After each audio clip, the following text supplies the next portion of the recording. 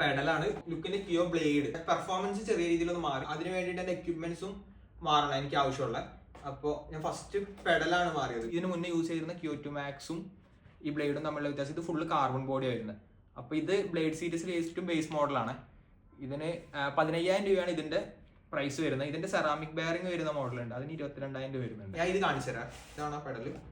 ഈ ബോക്സിന്റെ ഉള്ളിൽ വരുന്നത് പെഡലുണ്ട്, 2 പെഡൽ, അതായത് ലെഫ്റ്റും റൈറ്റും. പിന്നെ ഒരു സാധനം കൂടെ ഉള്ളത് അതിന്റെ ക്ലിപ്പ്, അതായത് നമ്മൾ ഷൂവിൽ അറ്റാച്ച് ചെയ്യുന്ന ക്ലിപ്പ്. ഷൂ ക്ലിപ്പ് ചെയ്ത് കഴിഞ്ഞാൽ കാറ്റൊക്കെ ഇതിന്റെ അടിയിൽ കൂടെ പാസ് ചെയ്തു പോകും. എയറോഡൈനാമിക്സ്. പഴയ പെഡൽ ഇത് തമ്മിലുള്ള വ്യത്യാസം മറ്റേ പഴയ പെഡലാണ്. ചേട്ടാ എനിക്ക് ആ പഴയ പെഡലുണ്ട് അവിടെ, അതാ ടേബിൾ ഒന്ന് തരും. ഇതിന് 10,000 രൂപ വരെ ഉണ്ട്, ഇതിന് 15,000, 5,000 രൂപയുടെ ഡിഫറൻസ് ആവുക. ഇത് ഒറ്റ നോട്ടത്തിൽ തന്നെ ഇതിനിവിടെ ഹോളൊക്കെ ഉണ്ട്, ഓട്ടയൊക്കെ ഉണ്ട്. ഇതിനിവിടെ ഹോളില്ല.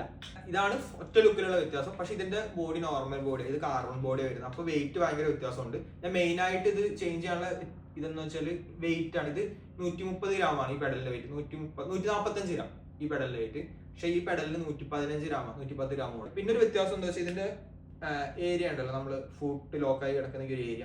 ഇത് 500 mm, അതായത് Q2 Maxന് 500ഉം ഇതിന് 700 mm വ്യത്യാസമുണ്ട് ആ ഏരിയ. അപ്പൊ നമുക്ക് അത്രയും പവർ ട്രാൻസ്ഫർമേഷൻ ഒക്കെ വ്യത്യാസം വരും.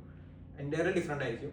പക്ഷെ ഇത് ബേസ് മോഡലാണ്, ഇതിന് സെറാമിക് അല്ല ബെയറിംഗ്. അപ്പൊ ഇതിന് ബെയറിംഗിന് ലൈഫ് കുറവായിരിക്കും, പക്ഷെ നമുക്ക് സർവീസ് ചെയ്യാനൊക്കെ പറ്റും.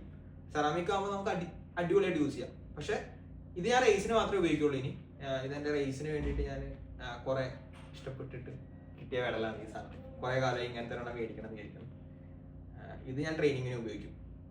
സോ